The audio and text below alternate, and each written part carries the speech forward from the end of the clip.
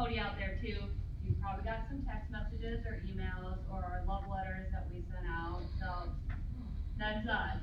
So just wanted to go over the packet for tonight, and then Chaz will take over because I don't do any of the other speaking. He does all that. So in our little handout here is our Meet the Team. It just tells you kind of who we are, our faces, things we do at the bottom. So if you have any questions, you can always call us or email us anytime. Also, then there's a map. If you guys book an appointment with us then at the end or come afterwards, there's a little map to get to our building. And then a little informational packet about Chaz and some other things in there too. So there's that. There's also some note papers. If you want to take some notes, jot down things, ask some questions at the end. Chaz will be able to help. And then the little fancy green sheet here, it's our financial lab. At the end, you can fill these out during the time that Chaz is speaking, kind of put down what you're thinking, if you guys like stuff, if you need more information on other things. Kind of helps us out to gauge where everybody's at. And then at the bottom, there's some appointment times. At the end, I'll be standing at the desk. If you guys would love to make an appointment, would love to talk to you more about different things that you have questions on. So on that, here is Chaz. He will take it over. There you go. Okay. Just gonna play a little video for you. I assure you it's family friendly. Stan, now more than ever, you need to understand the importance of saving money. But Grandma said I could use this money to buy whatever I want. Okay, next please. Go on, Stanley. I got a $100 check from my grandma, and my dad said I need to put it in the bank so it can grow over the years. Well, that's fantastic. A really smart decision, young man. We can put that check in a money market mutual fund. Then we'll reinvest the earnings into foreign currency accounts with compounding interest, and it's gone.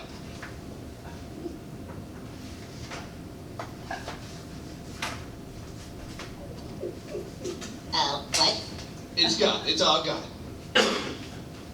What's all gone? The money in your account. It didn't do too well. It's gone. What do you mean? I have $100. Not anymore, you don't. Poof. Well, what can I do to get back I'm sorry, sir, but this line is for bank members only. I just opened an account. Do you have any money invested with this bank? No, you just lost it all. Then please stand aside for people who actually have money with us. Next, please. Hey! Hello, Mrs. Sparnickel. How are you today? Making a deposit, are we? Great. We can just put that into your retirement account and make it go to work for you, and it's gone. What? Sorry, yeah, that's gone. Please step aside for people who actually have money with the bank. Next, please. Dad! Hey, I'm trying to teach my son the importance of savings. You already lost his money? Oh, Mr. Marsh, don't worry. We can just transfer money from your account into a portfolio with your son, and it's gone. This line is for people who have money with the bank only. Please step aside. That's the look we're trying to avoid right there. The deer in the headlights. Thank you guys so much for coming today. My name is Chaz Price, financial advisor for America's Retirement Headquarters. Really glad that you're here today. I show that video every time we have the presentation just to kind of let you know we want to have a little bit of fun tonight. There's a lot of material that we're going to go through, so based on the response of the crowd, we're going to have a good time tonight. Wanted to go over the presentation that we're here tonight to listen to is Retirement Today, Prosperity in a Period of Decline. And before we get started, there's just a couple of disclosures that I want to go through. Just to let you guys know, we're not affiliated with Bowling Green State University. I'm actually an alumni of BGSU, but we're not professors. I am a financial advisor. I'm credentialed as a CFP and licensed, and have accepted the responsibility as well as really the pleasure of educating the public and the community about topics that they're going to face in retirement. A couple of other things I wanted to go through. I did want to point out a little bit more on the ADV brochure. This is the official brochure for me. My qualifications as a financial advisor. We kind of point this out because we are fiduciaries. So I know everybody here has probably worked with a financial advisor in the past. As a fiduciary just means that we are legally obligated to act in your best interest.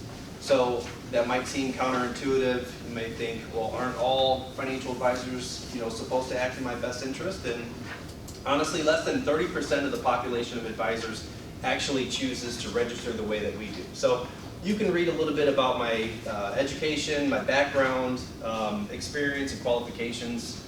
So that's there for you there. And then also wanted to talk a little bit more about the green sheet here. Has anybody ever seen Willy Wonka?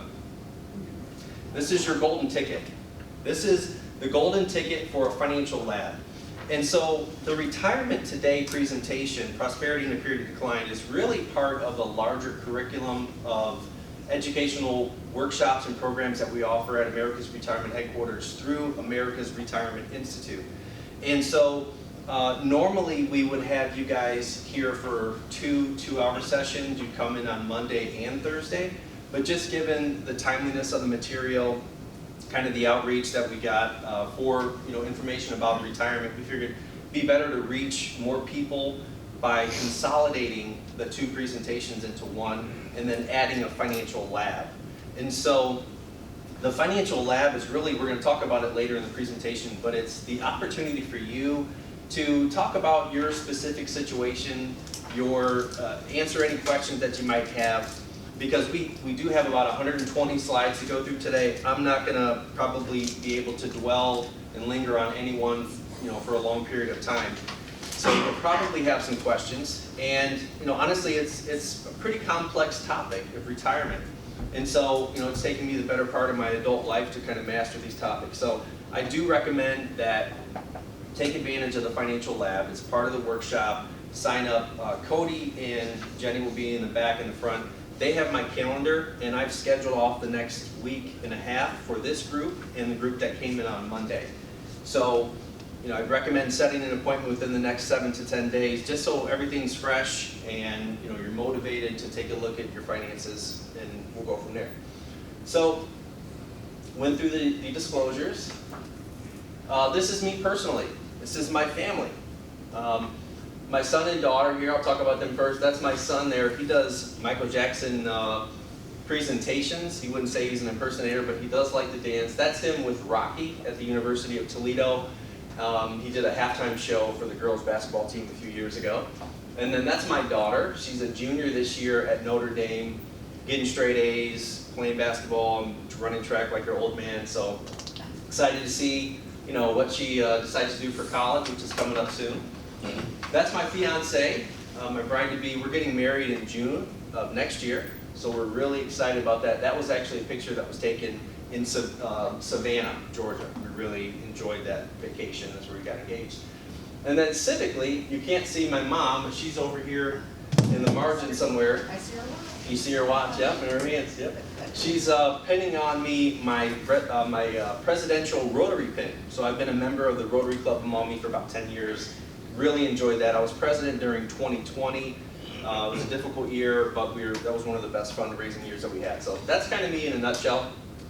One of the things that we like doing as a family is going to a theater, going to a live performance, and particularly the Stranahan. Have you guys ever been to the Stranahan? It's an awesome venue. We've seen Wicked there. We've seen Phantom of the Opera, Fiddler on the Roof. Saw Blue Man Group. That was a fun night. But one of the things I enjoy about the theater is not necessarily the show. Sometimes, obviously it is a show, but I really enjoy that time right before the show starts. That, you get there at 7:30 for an 8 o'clock start, and everybody's walking in, and you can kind of tell there's some excitement in the room. There's something that's getting ready to happen. And so as you're filing in and you're sitting down, I start to listen, and you can hear the different instruments. They're not really on the same tune. They're starting to tune up a little bit. You hear the violinist playing some scales. You hear the trombone playing in there. It doesn't really sound like much of anything. It's kind of like jazz, it's just all over the place. And so they're getting ready. Gets a little bit closer to 8 o'clock, and the lights start going down. The lights dim. The conductor walks out on stage, and at the Stranahan, they keep the stage clear for the dancers or the musicians or whatever the show is.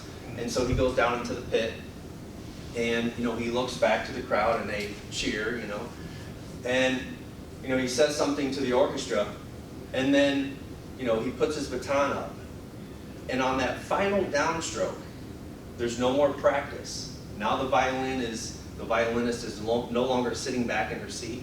She's on the edge of her seat, ready to play. Counts them in, and for the next 3 hours or however long you're there, all these different instruments come together to form the symphony. And it's some of the most beautiful music that you're ever going to hear. And so, you know, after the end of the show, usually I'll ask my family, what'd you guys think?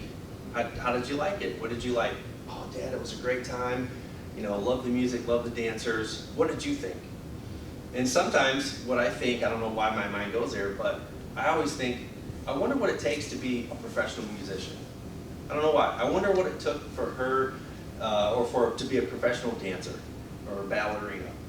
I wonder if, you know, she started in high school or maybe even younger, went into high school, danced, was pretty good at it, went to college and had that conversation where she wants to be a dancer. So she, you know, goes into that, maybe even travels to New York, maybe even, goes abroad and has a great experience there and becomes a professional dancer. Also that on that one night in January, she could be standing in front of a crowd of a few thousand or however many. You're probably like, Chaz, why are we talking about theater right now? You said taxes. It's not on the menu. That wasn't on the brochure. Well, the point is that all of the practice and preparation, you've been saving for this one moment. You've been saving and preparing for this time when you retire, there's no more preparation. There's no more getting ready. It's showtime. And so tonight, as we talk about some of the topics that you're going to face in retirement, I want you guys to think about what your stage is, what you want that dream, having a dream and visualizing that dream, and doing the things that are going to make it come to fruition. Okay, so that's what we're talking about tonight. So maybe this is your dream. Obviously, it's probably not, maybe you wanted to be a professional musician, but maybe your dream is traveling. Maybe you've got some kids spread across the country. You've got one in Portland, one in Columbus, and you spend most of your retirement traveling to see the grandbabies. It's totally great. That's totally fine. Or maybe this is your dream. Maybe you retired from full-time work to become a semi-professional babysitter. That's great too. Or maybe this is you. Maybe just not being in Ohio from January to April. And missing that snowstorm in March, right? That we always get. Or maybe you have little Timmy and little Susie full-time, and you just need a little break for you. Whatever your stage is, it's about, there's going to be some challenges that you're going to have to face. There's a reality that there's some things that are in our control when it comes to retirement planning, and there's some things that you cannot control. And so tonight, as we're talking about retirement planning again, we're going to talk about the things that are going to help you be would-be people. Now, oftentimes, the should-be people, and what do I mean by that? Should-be people, we hear it all the time, where I ask them what their retirement plan is. And they said, well, if the market does 6% and we take out 4%, we should be okay. That's fine, I can't argue that math, but what happens if the market doesn't give you all that you ask of it? Okay, what if the market doesn't do 6%? And so the things that we can control, we want to get you from should be people to will be people. Should be to will be. Okay? It's not a Dr. Seuss book. It's a financial plan, essentially, that we want to put together that says no matter what happens, no matter the record-breaking volatility and economic conditions that we've experienced recently. A few years ago, I showed that video in a presentation. We were actually in this room, February 27th, the last in-person meeting that we even did in 2020. The market had been down 7 straight days in a row, down 7% for the week, to go on to be down 30% for the entire month. I can tell you there weren't a whole lot of laughing faces that day. But we've seen record-breaking volatility. So today we want to come up with a plan that no matter whether it's the market volatility, politics, global debt, we're going to talk about that issue, Inflation, which is an absolutely hot topic right now. No matter what happens, we're going to have a plan in place. We can't control it, but we're going to have a plan in place to allow you to travel the way you want, not miss that cruise, golf whenever you want. Okay? And that's the difference between being should be and will be. So we want to make sure that we have that plan in place. So we're going to talk about all these topics today. Tax changes, geopolitical changes, demographics, aging population, and interest rate changes.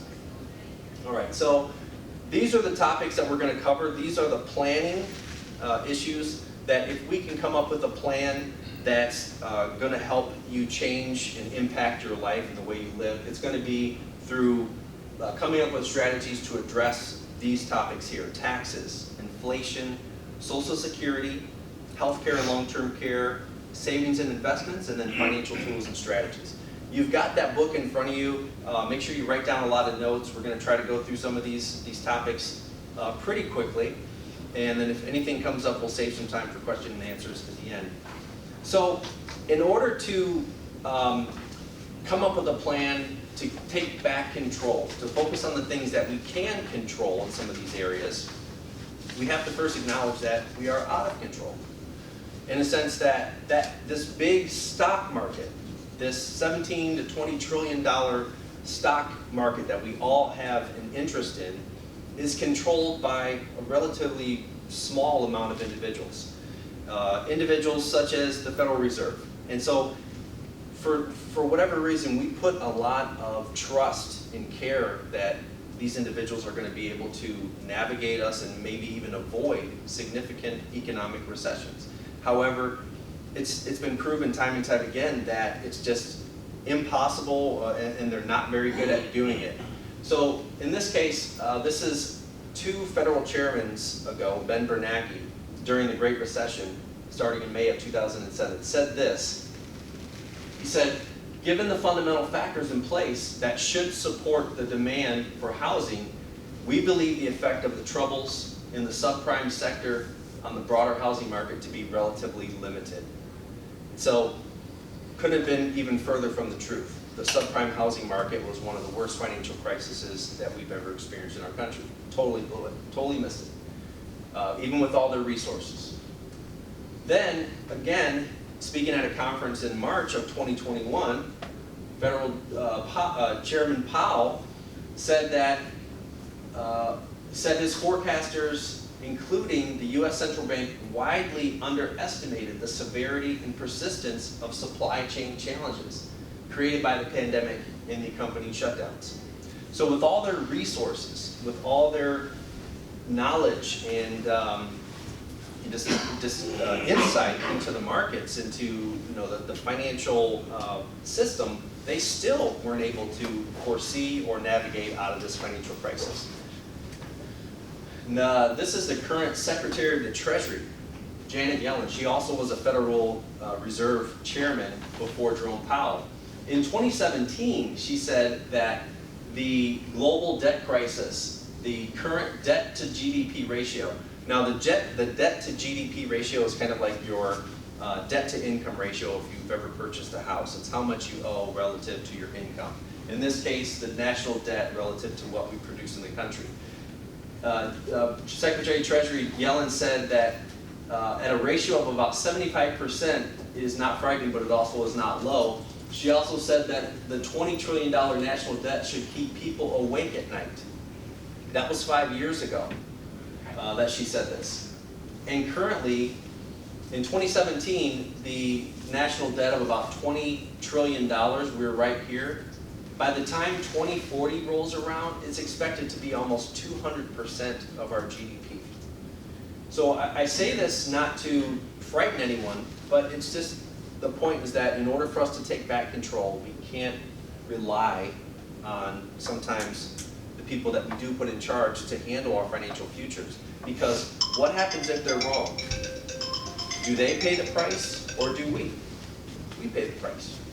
So we've got a debt crisis.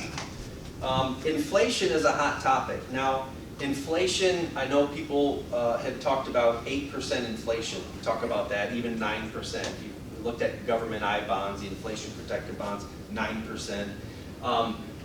If you look at a gallon of milk a year and a half ago, it's about $1.69, something like that. Today it's close to $4. Now I can do some math. That's not 8%. I can assure you that.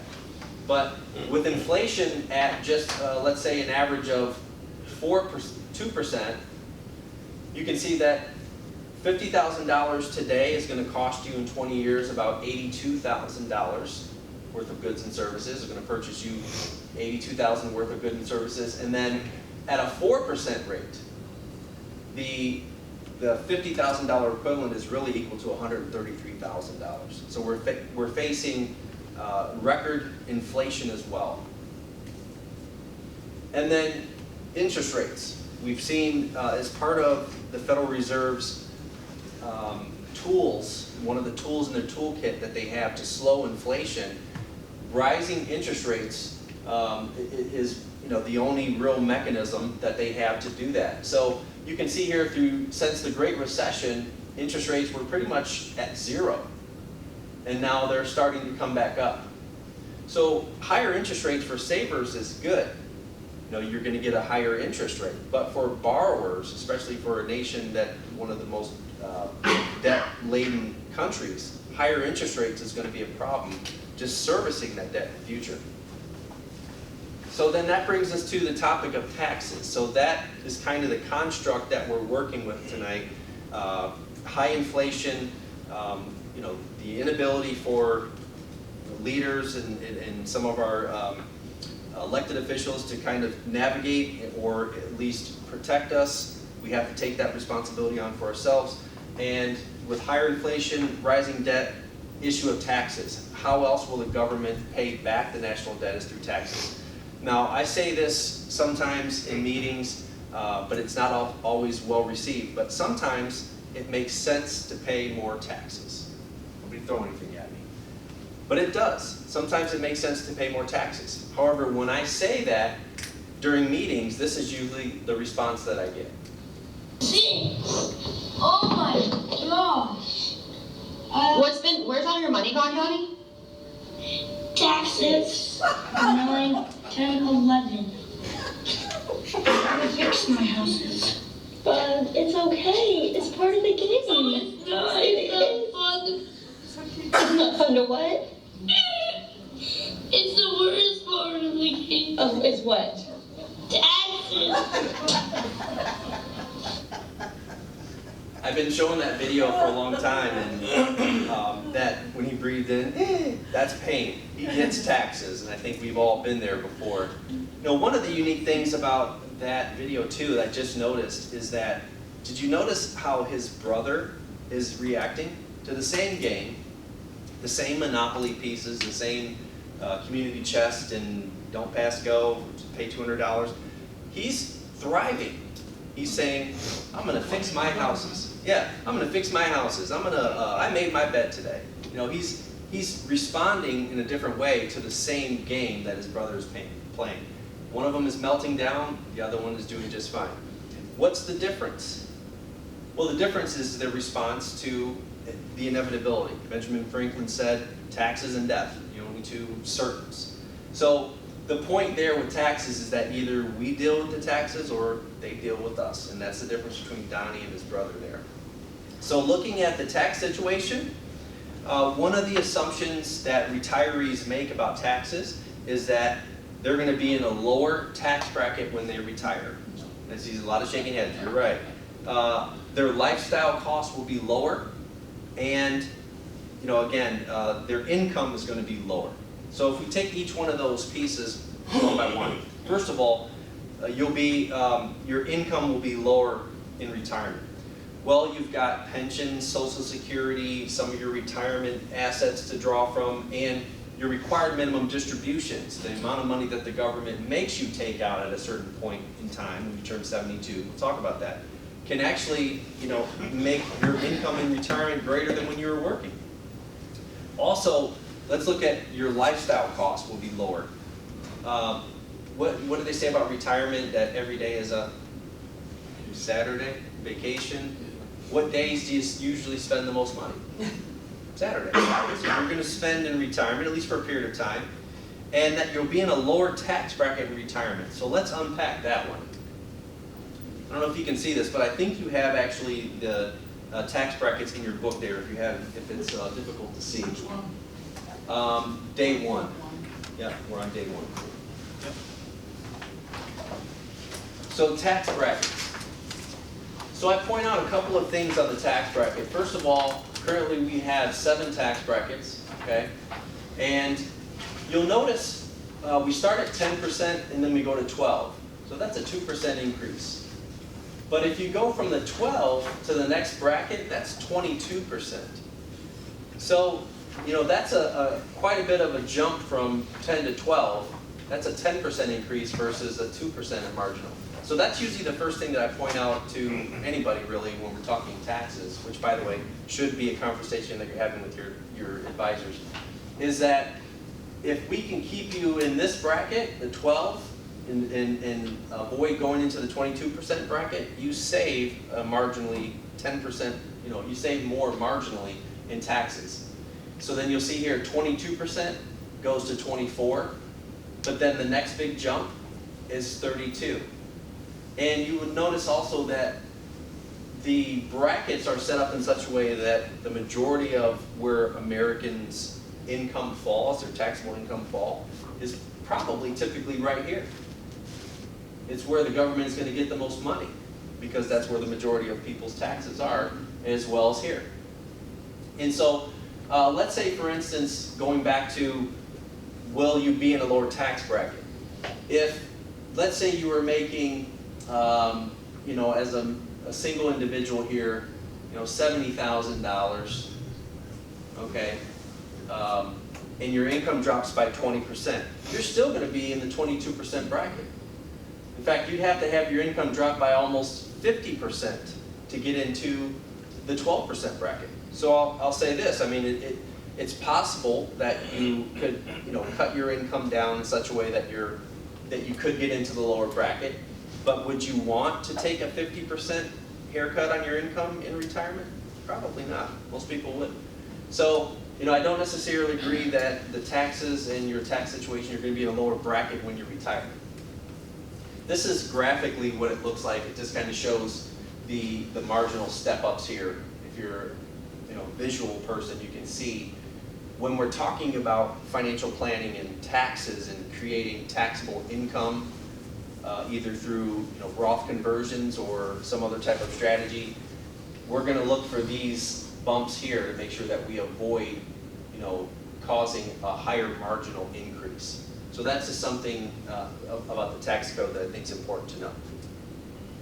Okay. Also, recent changes, the Tax Cuts and Jobs Act changed some of the standard deductions that we were used to qualifying for. So, the standard deduction almost doubled. It went from $12,700 up to $24,000. So, the point here is that if you itemize your taxes and you're expecting a large amount of itemization to reduce your taxable income, some of those options may not be available to you in the future.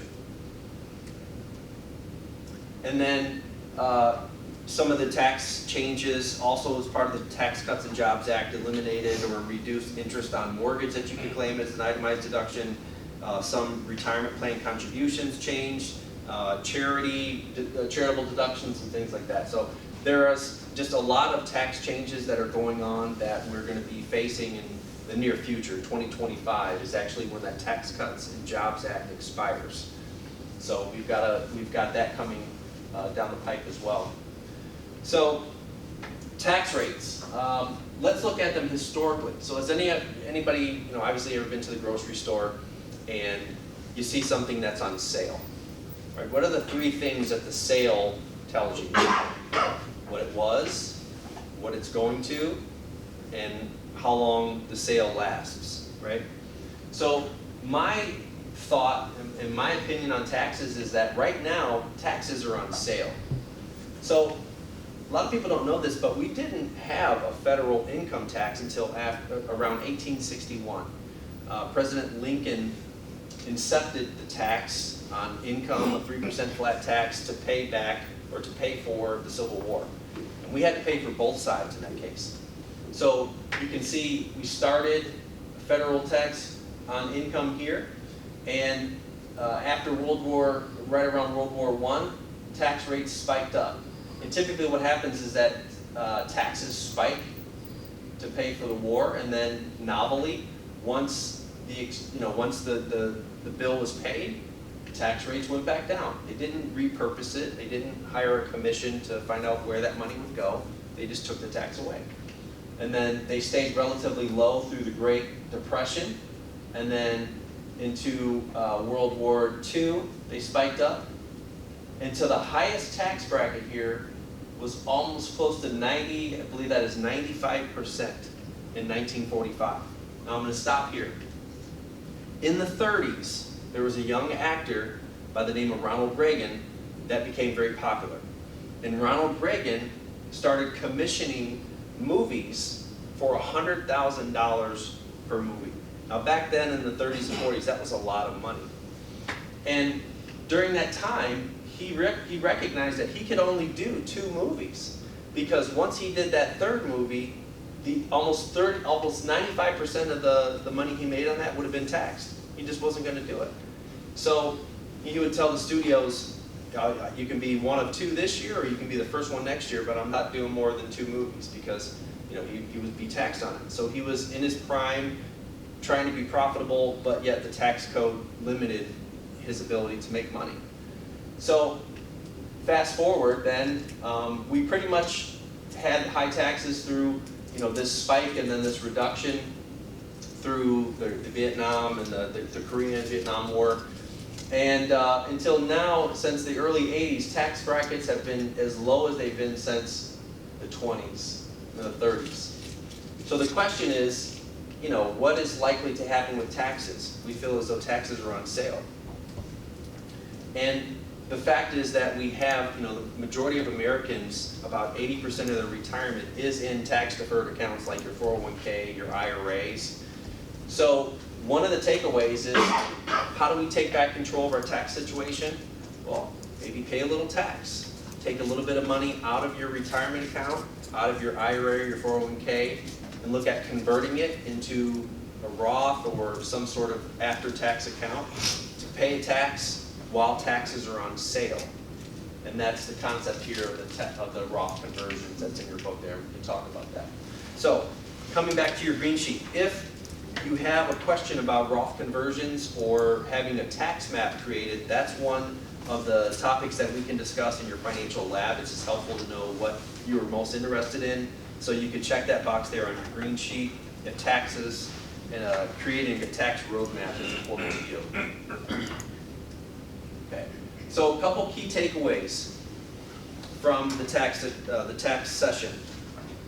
So a lot of the tax deductions that we enjoy now may not be available when you retire. The Tax Cuts and Jobs Act expires in 2025, which takes taxes back to where they were in 2017. Federal income tax is historically low. We recognize that. It's as low as it's been since the early 30s. Lower interest rates could mean more taxes in the future.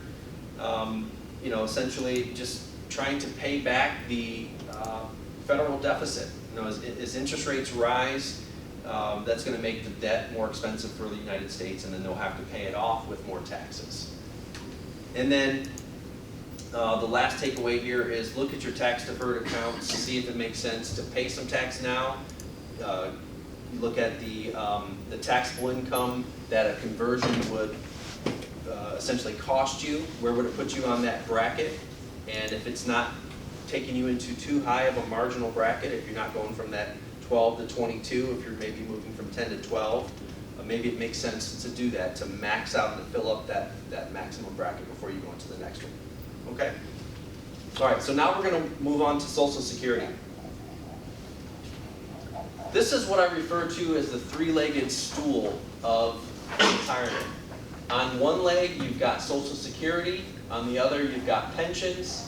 And then on the other, you've got your savings and investments. So back in 1980, about 37% of the population had pensions. Anybody want to guess today how many people have access to pensions as a percent? 10? It's close. It's actually 7. 7% of the population has access to pensions. So now, this is kind of what the three-legged stool looks like. And so, like any good stool, each leg should bear its own weight. And so, going into retirement, knowing that most of our retirement is not going to be like that of our parents, where they had more reliable sources of income in the form of a pension, and more of the retirement is based on our savings and investments, is an important consideration for retirees today to know and to make. So let's talk about Social Security, one of the other legs of the stool. So Social Security, to put it mildly, is facing some challenges. We've known that for a long time that by the year 2034, and this is not me, this is from the Social Security Fund here. I think they say where the source is, but we've known that Social Security is facing some funding challenges. By the year 2034, it's expected that Social Security will only be able to fund about 75% of retirees' benefits. If that's the case, what would a 25% reduction in your income look like? Would you be able to afford that? That's the situation with Social Security. So we also know that Social Security does provide cost of living adjustments, or also known as COLAs.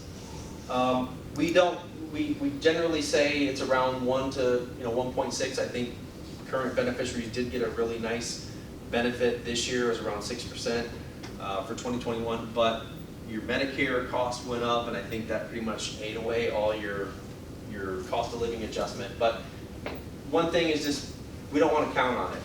We don't want to count on a cost of living adjustment simply if Social Security we already recognize as having some significant issues with funding in general.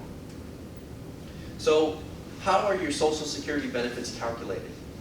Well, the easiest way to calculate your Social Security benefit is to go to SSA.gov, SSA.gov Benefits and Retirement Estimator. They have a really nice tool. It's simple. Just plug in a couple pieces of information, your birthday, your most recent earnings, and it'll give you a nice estimate. You can also go to SSA.gov and download one of your most current statements, and that would actually be something that we would recommend you do for your financial lab. The Social Security Optimization Plan is on your green sheet as a topic that we can discuss. If that's important to you, we can help you with that. But essentially, what Social Security does is they try to come up with your average monthly earnings over the top 35 years of your working career. And they divide that by 420. Any idea why 420? 35 years times 12 months, 420 months. So that average annual salary is what they use to calculate your benefit on.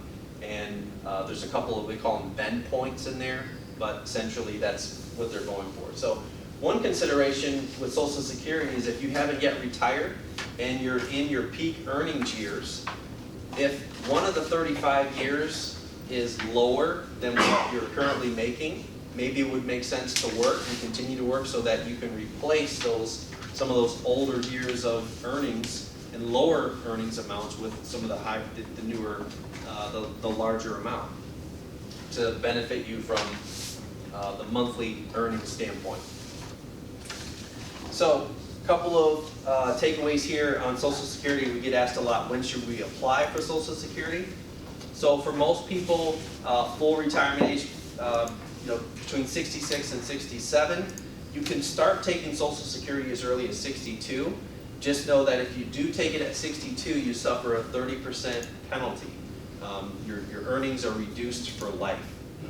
The maximum age that's available to take Social Security, I guess you can take it at any age that you wanted, but there really would be no benefit to waiting past age 70. During the years from your full retirement age until 70, you get an 8% credit, an 8% automatic increase to your Social Security. So that's hard to accomplish, and that's a really nice benefit and a great reason to consider waiting to take Social Security to age 70. Working after claiming Social Security benefits. You can work and still collect Social Security. The catch is that you are limited to the amount of money that you can make before the government penalizes you. So if you are under your full retirement age in this red zone here, you can only make in 2022, 18, okay, yeah, that's 2020. So it's indexed each year for inflation. As of 2020, it was $18,240. It's over $19,000 right now. So you can make $19,000 and not have a penalty. For every dollar, Social Security will take $1 for every $2 over that threshold, which changes every year. If in the year of your full retirement, you can make up to $48,600, again, that's as of 2020, and for every $3 over that limit, they'll take $1. And then after your full retirement age, after you've retained full retirement age, you can work as much as you want.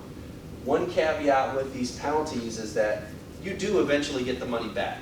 They will pay you back whatever the penalty was that you may have incurred as a result of taking Social Security early and working over the threshold. It's just that it's stretched out and amortized over your lifetime, but eventually if you live long enough, you'll get the money back. So that's also discussed in your workbook there. So that's just a little piece on working after Social Security. You can also claim Social Security benefits from an ex-spouse. The points to consider here is that you must be at least 62. You have to have been married at least 10 years. You aren't eligible to receive a higher benefit on your own. What that means is that if your own Social Security benefit is higher than what you could get from an ex-spouse, the Social Security Administration is always going to make sure you get the highest benefit that you qualify for. You're not remarried and you've been divorced at least 2 years. If you remarry, you no longer are eligible to collect Social Security on a previous spouse's record. And your spouse is eligible to receive benefits. They just have to be eligible, meaning that they have to have paid into the Social Security system. And whatever you do doesn't affect your ex-spouse's record and vice versa. So that's benefits from ex-spouses.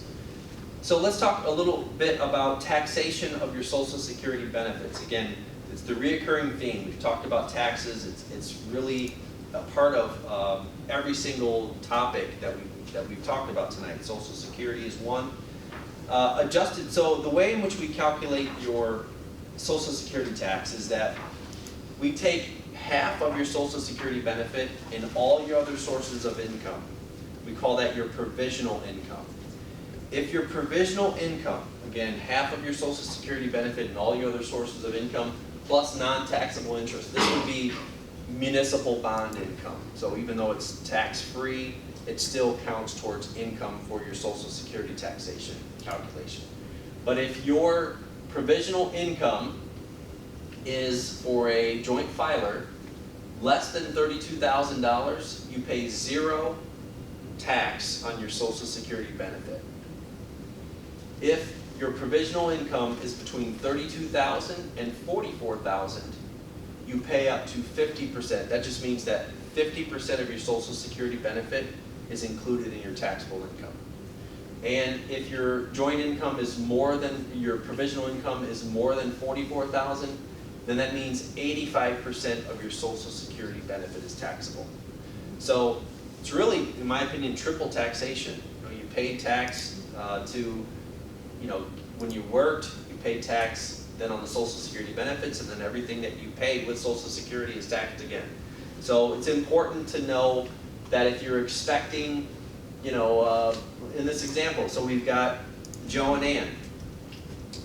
Joe has a pension for $30,000. They receive those required minimum distributions of $30,000 as well.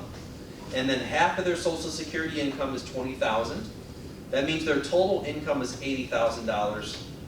And if we apply that to the tax bracket, that means that Joe and Ann's income in retirement is actually going to be more than $44,000, which means that of that $40,000 in Social Security that they were expecting, they're really only getting $34,000 worth of purchasing power because that Social Security is taxable. It's kind of like in a bag of chips, it's full, but then when you open it up, it's like, oh, what a letdown, it's half air in there. So it's kind of a similar scenario where you've got the Social Security, but don't forget that Social Security is taxable too.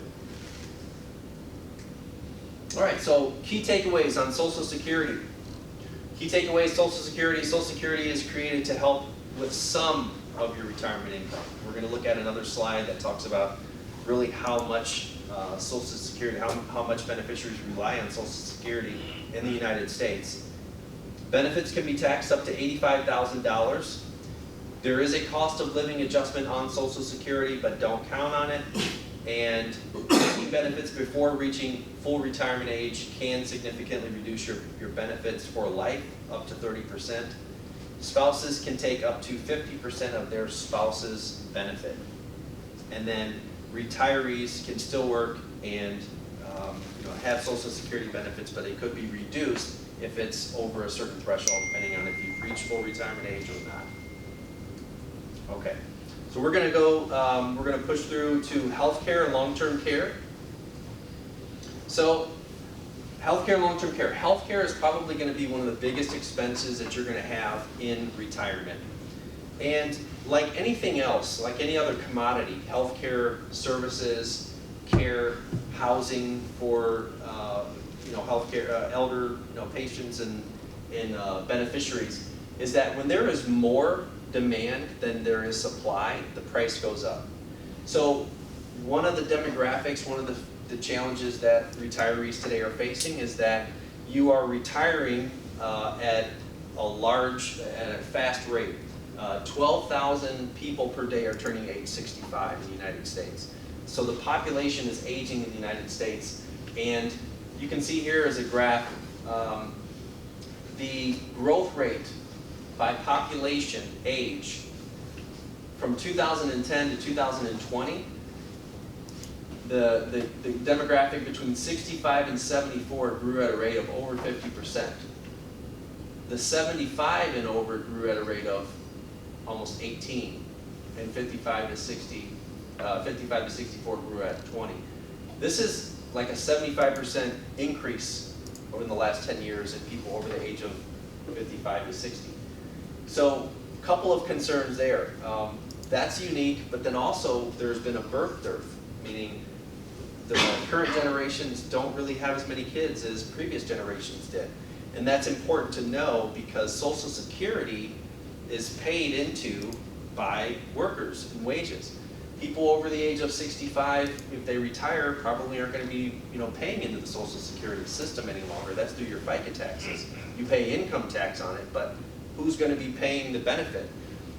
Sometimes we think Social Security is kind of this savings account that the government set aside for us, and then when we get to retirement, we just go and pull it out and it's there for us. It's more like at the carnival, you ever go in to see one of those games where there's cash flying all over in the tube there, and you just try to grab as much as you can? That's kind of like Social Security. The benefit that somebody is getting on this Friday is probably paid into last week, something like that. So it's not a trust fund. The trust fund will be depleted after a period of time closer to 2034, and then, like we said, they're really only expected to be able to pay about 75% of your benefit. So without significant changes. Again, this is just a different look at the population in the United States.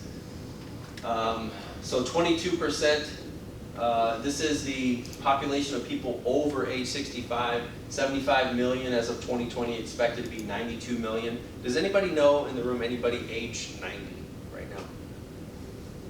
No? What about age 100? No, nobody obviously knows that. Does anybody ever feel 100? Oh. So yeah, I like to ask that just to see, but the population in the United States is getting older. This isn't not in your slide, I added these two, but these are by country. So the point here is that this is not just a phenomenon in the United States. The world is aging at a fast pace. And so you can see here, these are the countries that have a negative growth in the population of age 20 to 64. United States is right here. Right there. I'm sorry. The little red dot here? Your red dot doesn't show up. Yeah. So these are all the countries whose populations are declining at alarming, or populations are aging at an alarming rate. Here's Japan. I think everybody knows that. They have an older population, Greece, Spain. So it's just interesting, really, to see that this is not just in the United States, it's a global issue that we're dealing with. Interesting.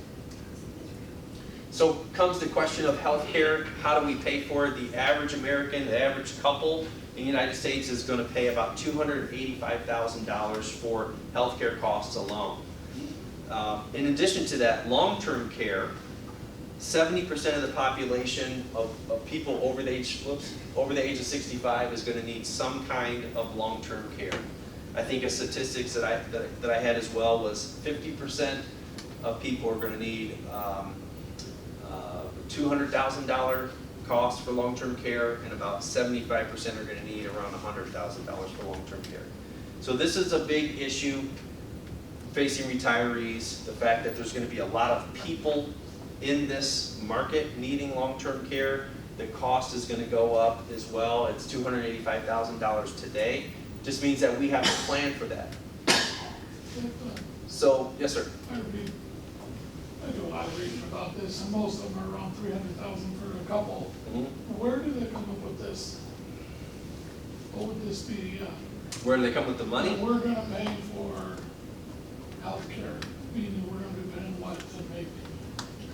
So I'm going to be paying $145,000 myself. What am I going to be paying that on? So you're going to be paying it here. So on Medicare costs, so you've got Medicare Part A, which covers your hospitalization, some of your surgeries. There's a copay for that usually that you have to pay. Then on your Part B insurance, that's your outpatient costs. So if you decide to buy Medicare Part B, that's at least, I think, about $170 per month. Plus, it's an 80-20 coverage. Yeah. So it's an 80-20 coverage, and so if you do have some sort of difficult diagnosis, or, and again, this is for the nation on average, but definitely going to be some costs associated with your Medicare supplemental premiums and any of the out-of-pocket costs that you have to pay that are not covered by your insurance. And then long-term care, so or Medicare. So to cover that 20% or so that Medicare doesn't cover, most people will have a Medigap or a Medicare Advantage plan. So the way I explain Medicare Advantage, it's almost like your insurance that you have when you're working. You have co-pays, you have deductibles, you have a certain amount of insurance that's covered. There are benefits that are bundled, so you've got health insurance, you've got some dental, you've got some vision that are all kind of bundled into one plan. That's a Medicare Advantage. It's sponsored. Those packages are bundled by independent insurance companies like Aetna, Blue Cross Blue Shield, Paramount around here. Then you have the Medicare supplemental plans. So those are different. Those Medicare supplemental plans are insurance programs that are, funded and provided by the government. So anywhere that you go in the United States where Medicare is accepted, your Medicare supplement should work. Whereas an Advantage plan, if you go outside of your network, you go away from Toledo and you're with Paramount, you may not have any coverage in Cleveland if you wanted to go to the Mayo Clinic or up to U of M or something like that. So retirees have to weigh, do we travel, how healthy are we? You have a certain amount of time when you turn 65 to sign up for a Medicare supplemental plan, the actual plan that's offered by the government, before you'd have to be medically underwritten to do it. So Medicare is going to be a big source of where your cost is going to come from. You can also have a health savings account. If you have earned income, you can contribute to save for those health care costs, up to $7,300 for a family or $3,650 for a single. And then long-term care. So long-term care, I'm looking up there. 75% of retirees we talked about are going to need some form of long-term care. That could be in a nursing home. It could also just be that, let's say you were over the winter hanging lights and you fell and needed some care or a hip replaced or something like that. You needed to have somebody come in and clean the house or mow the lawn for a period of time. It doesn't have to always be full-on nursing care. And so average room for long-term care in 2019 was about $90,000. So there is an expense. So oftentimes when I ask clients, what's your plan for paying for long-term care? This is the response that I get.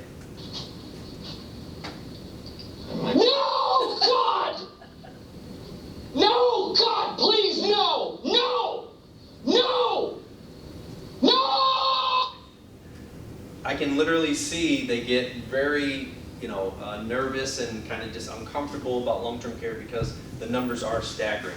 But the reality is that we just really have to save for it. We have to be in a position to take back control and make sure that if we do have some sort of care or an issue, that we're in control. Long-term care is not dealing with us, we're dealing with it.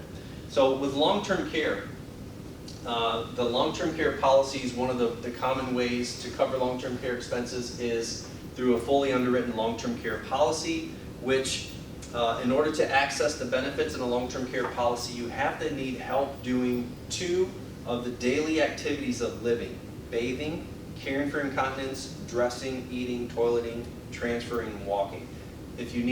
Generally speaking, if you need help with 2 of those activities, that will generally activate and kind of open up the access to that policy to cover for those instances. Now, I guess I should say one of the downsides, it's not really even a downside, but with long-term care, a fully underwritten policy, if you don't end up needing long-term care, somebody might say that money is lost. I would say that's actually a good thing. I mean, if you don't end up needing long-term care, that's great. But if you don't need it, that money is gone. So one of the newer ways to try and cover the costs associated with long-term care is through life insurance. And the thought process there is that the life insurance can provide access to those the death benefit through accelerated death benefit is what we call it. So you have a life insurance that has some long-term care benefits associated with it. That would allow you to access, if you did need help, for 2 of the daily activities of living. And so you can have a lot of different types of life insurance with long-term care benefits. You can have, in this case, it's just a general life insurance policy. It still needs to be underwritten. The premiums will not increase. Benefits are paid if your requirements are met. Again, that 2 daily activities of living. And the benefit is paid out as an accelerated benefit or as a death benefit, either or. So in this case, with the life insurance policy that has a long-term care benefit, if you don't end up needing it, you leave the benefit, the death benefit to your beneficiaries. If you do need it for long-term care, it's there. And they do have hybrid policies that are set up as a term policy. So term life is just kind of like the name sounds. It's term for a particular period of time. So maybe it's for until the kids get out of college, or until the mortgage is paid off, or something like that. Whole life is here for your whole life. As long as you make that premium, that insurance is going to be in force. Universal life is a little bit different in the sense that it gives you the flexibility to make more premium. In some cases, when the cash value performs very well, you may not have to make a premium in those years. But the whole life policies, the cash value is credited based on savings rates, very conservative interest rates. It's a very conservative policy. Whereas universal life is credited based on a little bit more aggressive bonds and things like that pay a little better than cash. And then you have the indexed universal. So indexed universal policies are unique in that the cash value is credited based on an index, let's say the S&P 500. So if the index goes up, your policy is credited cash based on how well that index has performed. But you still have the guarantee that if the stock market doesn't perform and the market goes down, your cash value doesn't get a reduction. All right, so we're going to move on to estate planning, and then we're going to take a break. So estate planning, again, we're not attorneys. We don't draft legal documents, but generally we give our clients direction. And this is definitely a topic that comes up quite a bit because I think like long-term care, this is one that sometimes people put off, and we'll address it during the meeting. Make sure that you have your advance directives and all of your documents in place, such as power of attorney. We'll also talk about the concept of a trust. So a trust is a document that you create while you're living that will basically help manage the disposition of your assets, same way that a will does. The only difference is that the will happens when you die, whereas the trust can actually be set up and you can use it as a vehicle to manage your assets while you're living. That's one distinction. You know, an attorney friend of mine said that probate is where you go to divorce your siblings. And I've always remembered that because I know exactly what he's talking about. Whenever there's issues with money or when somebody passes away, it really brings out sometimes the worst in people. And so a will, another difference is that a will must be probated. The will, it goes through the probate court, and anything that is not in trust or has a beneficiary on it goes through your estate through that will, which has to be approved by the judge. Whereas a trust is private, it's already set up, there's no question, there's no basically, you know, seeing if there's a competing will or challenging the will or anything like that. It's already set up for your beneficiaries, so it helps your children and your beneficiaries not have to fight with each other or answer to each other. So part of a living trust is the truster. That's the person that actually walks down to the attorney and sets up the trust. The trustee is the person that's tasked with handling the day-to-day management of the assets in the trust. The beneficiary is the person who benefits from the trust. And then we talked about the will as just a legal document that disposes your assets. Probate is the court system that will basically make the will legal. And your power of attorney. We see this come up a lot. Power of attorney, I see sometimes where clients add their kids on their accounts as joint owners, and so that they can handle their affairs if they needed anything or they're incapacitated. But the risk with adding a joint owner onto an account is that if that child gets in an accident or sued or divorced, sometimes your assets can be pulled into that litigation. So better to have a power of attorney on file so that, again, you're not commingling assets or accounts, and still the person that you choose can take care of your affairs if you're incapacitated, or you just don't, you just want them to handle it, so you have that option. We talked about what a trust is, and beneficiary analysis. Primary beneficiaries are the persons that receive, or the entities. It could be a charity, it could be a church, it could be a person, but they are the person that primarily would benefit once you pass away. If you and the primary beneficiary pass away at the same time, then your contingent beneficiary would be the person next in line who would receive the money. So you just want to make sure that not only do you have beneficiaries in all your accounts, but that they're up to date and accurate. If anybody's come into being since you set up the will, or God forbid if somebody's passed away since you've had it, then that would be something that you want to have updated on a regular basis. Choosing beneficiaries talks about some of the considerations, who you might want to consider for different aspects of your business, of your financial affairs. And then there's a nice worksheet in your estate planning, or in your guide there in the estate planning section that kind of gives you an opportunity to list out where things are, who's important, names, phone numbers of people, the advisors, where money is at. This document is really important because you don't, especially if you have in the family one financial spouse and one non-financial spouse, that if something were to happen to the financial spouse, they would be lost. They wouldn't know where to go.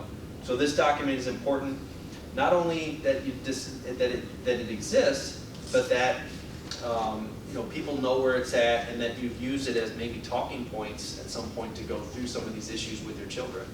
Even borrowing money sometimes, it's helpful to know the constructs of how that works. So if you had the conversation with the kids, hey, if you guys ever borrow money, it's coming out of the estate, things like that. This is a helpful document to be able to use to kind of have some of these conversations to start the process of talking about your estate. So that estate planning worksheet is a really useful tool. This is also something that we would recommend you probably keep an electronic file of as well. And so we can upload some of these documents to a secure location called a portal where you can pull them back down in case you can't find the physical copy. We've got an electronic copy handy somewhere too. All right, so we went through a lot. Let's take a 10-minute break, go get some water, and then we'll be back here probably say 7:15, and then I'll try to get you guys out of here before 8.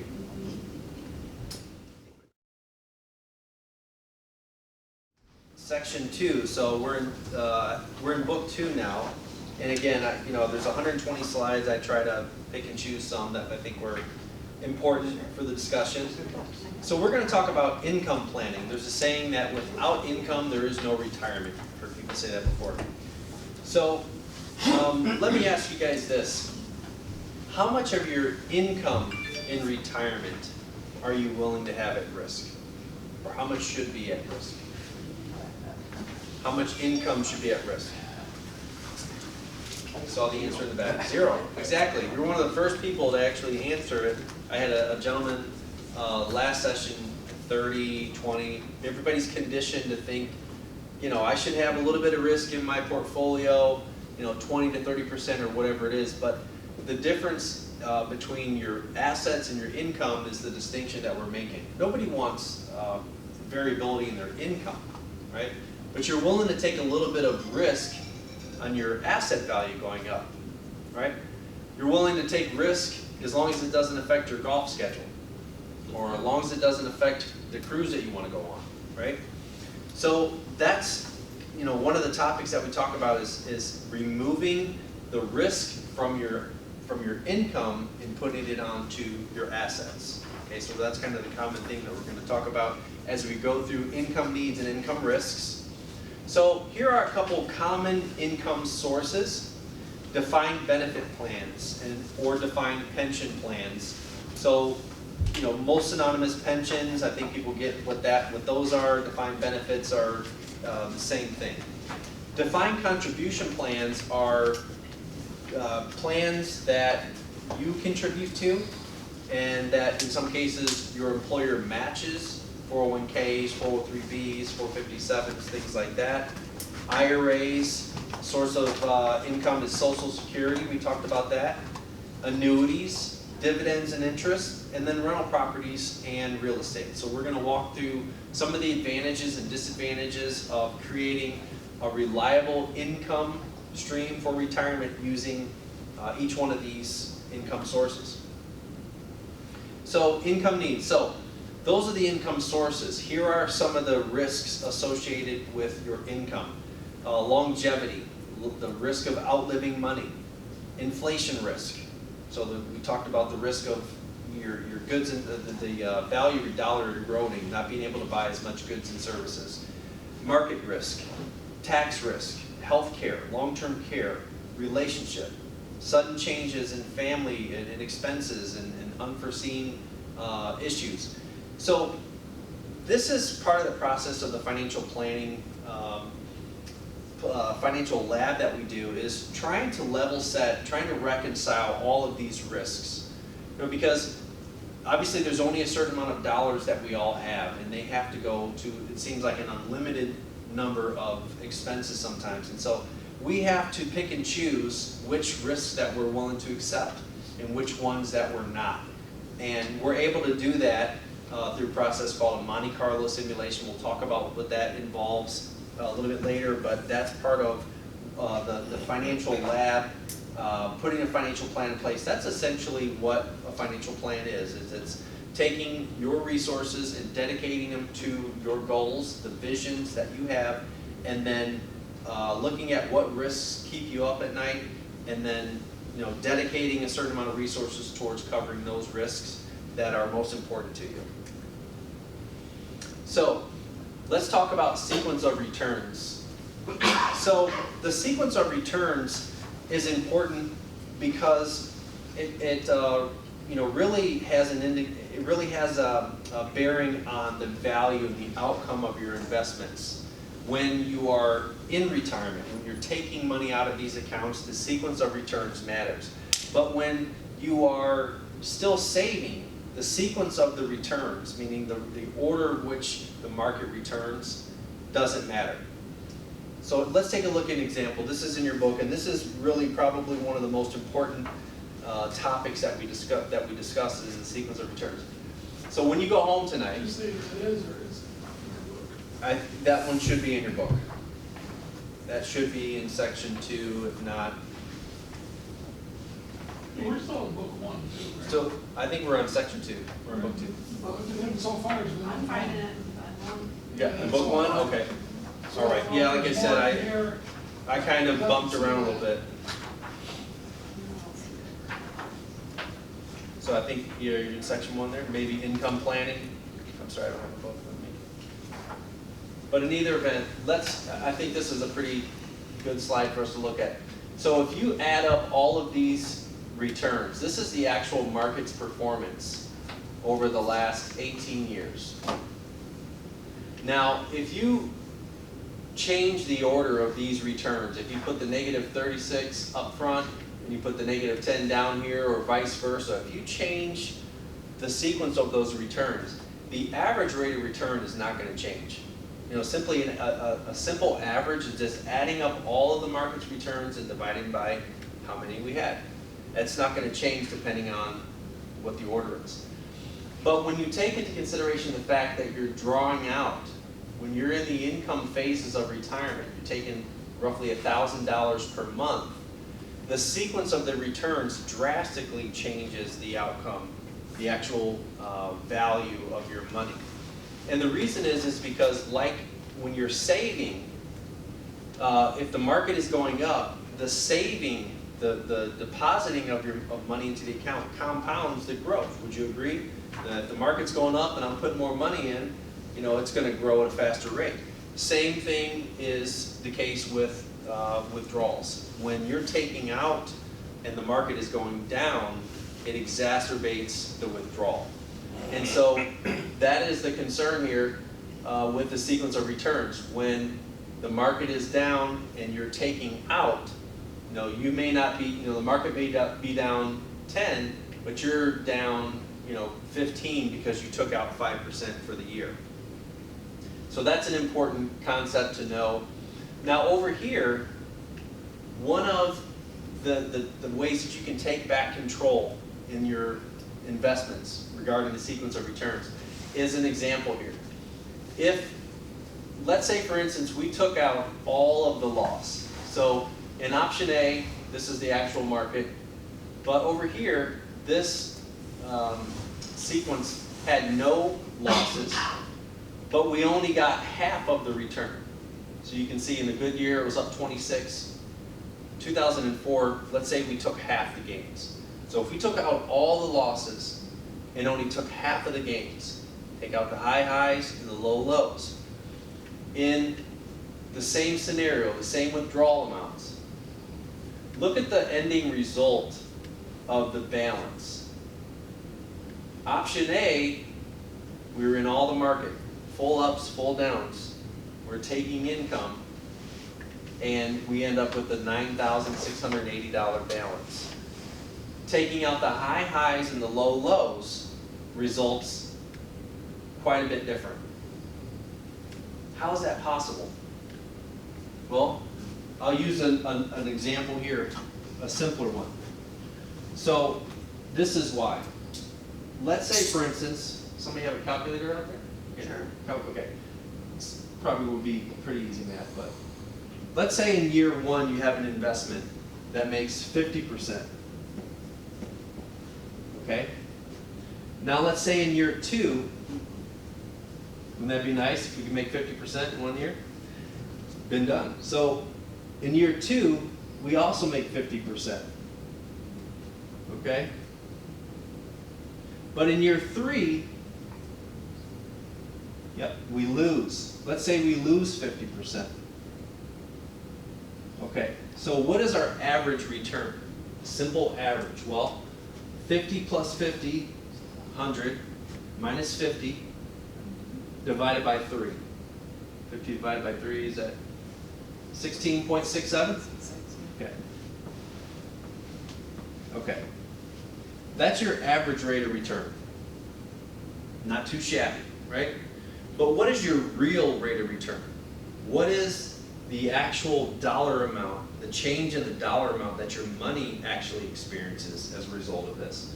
Well, all we have to do to calculate your real return is just add dollars to this return. So if I had $100, my $100 goes to 150, okay? Then 150 goes to 225. And then you cut that in half, and that's 112.50. Okay, subtract the 112.50 from what I started with, which was 100. That's $12.50. But then I have to divide that by 3 because that's over 3 years. So my real rate of return is close to 4.167. This is the problem with the industry. When you're looking at an investment scenario, 2 choices, and you see 16.6% on average, you have to know what the actual sequence of events has been in order for you to actually see what is my actual dollars done. Because this is the amount of money that you travel on. This is the return that you send your grandkids to college on. This is the one that you brag about, or we talk about at the cocktail party. 16%, but that has nothing to do with actually what has your money done. It's the same scenario here. The sequence of returns matters, taking out the high highs and the low lows.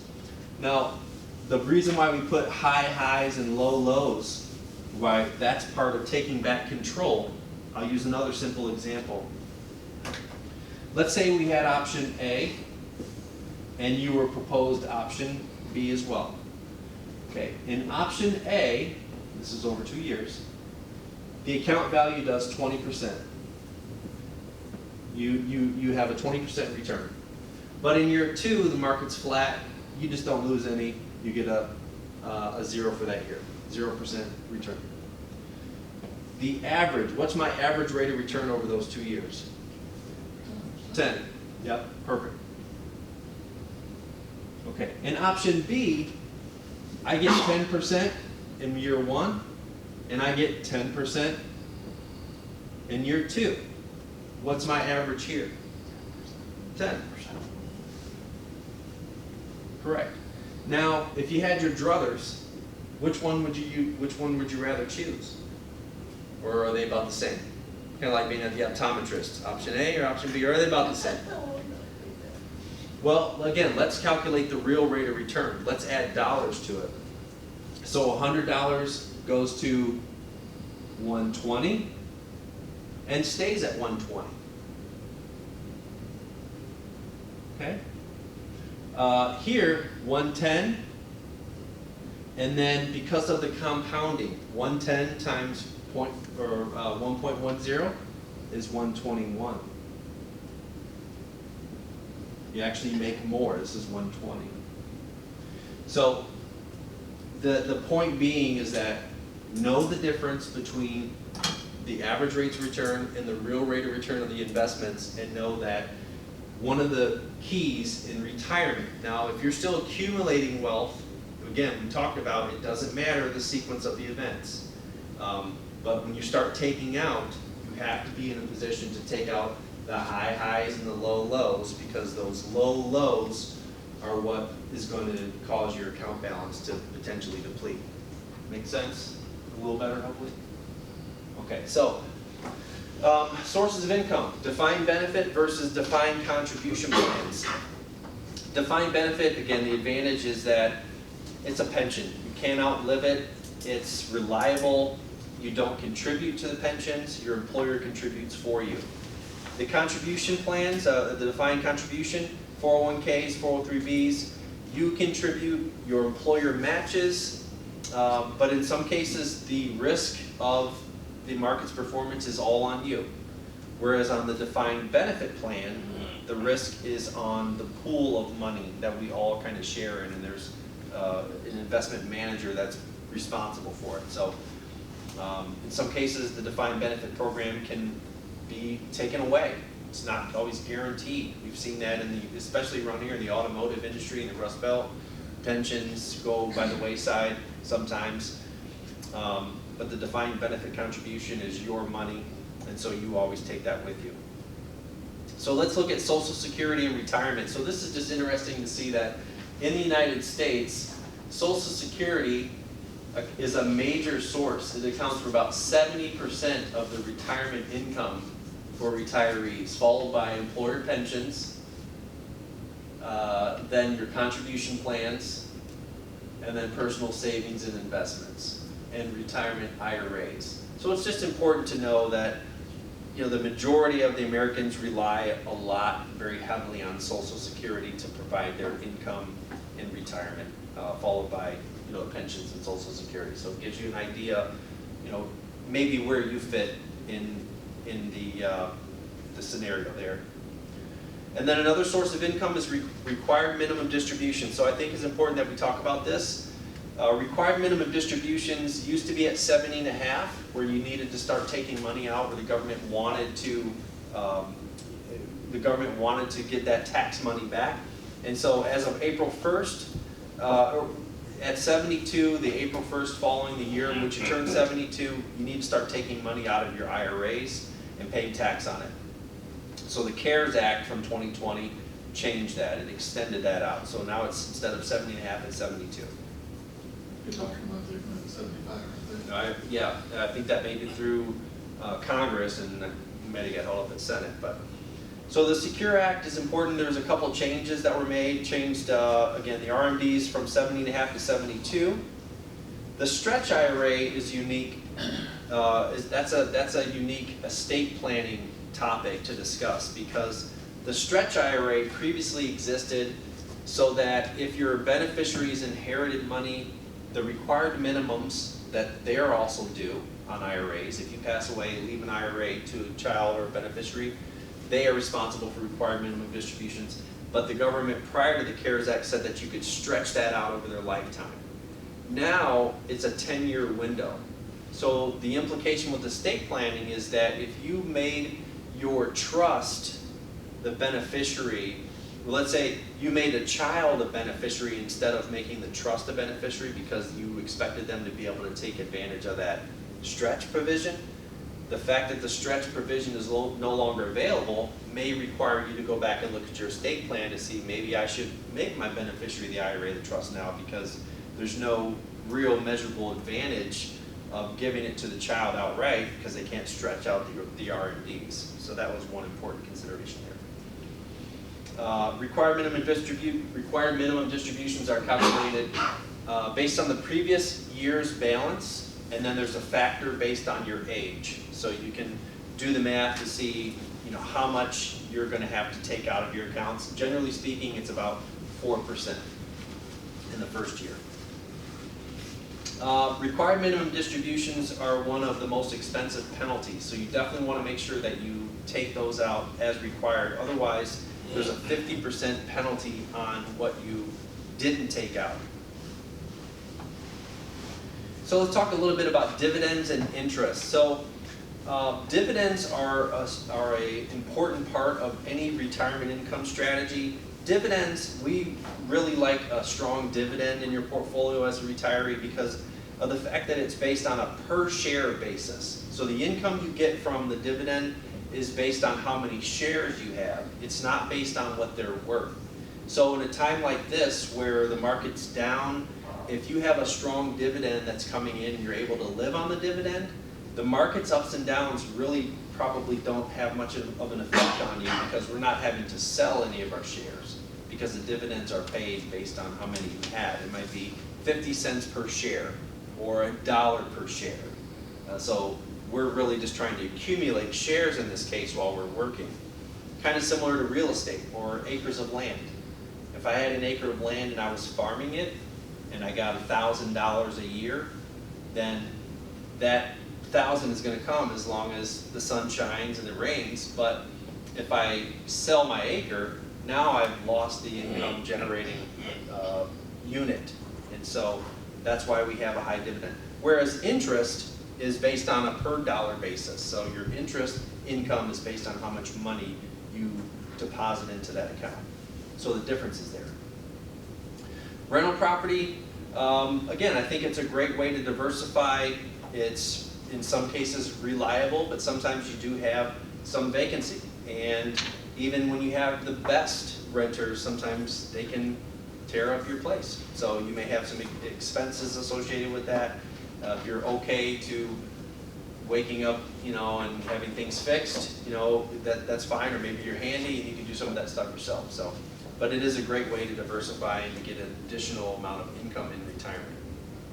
And then annuities, the A word. Annuities have kind of gotten a bad rap over the years in some cases. How many people have ever asked to just get the basics and the truth about an annuity and got a response like this? I'll answer the question. You want answers? I think I'm entitled. You want answers? I want the truth! You can't handle the truth! Well, the truth about annuities is that they're kind of like saying cars. There are as many varied type of annuities as there are cars. For the most part, they fall into 4 basic categories. In moderation, I guess, is the correct answer. So, generally speaking, I'm pretty product agnostic. I really don't care what option we use of a dividend strategy or an annuity strategy, or you have rental income. But I think annuities are unique in the sense that we can categorize them as an investment and as an income stream.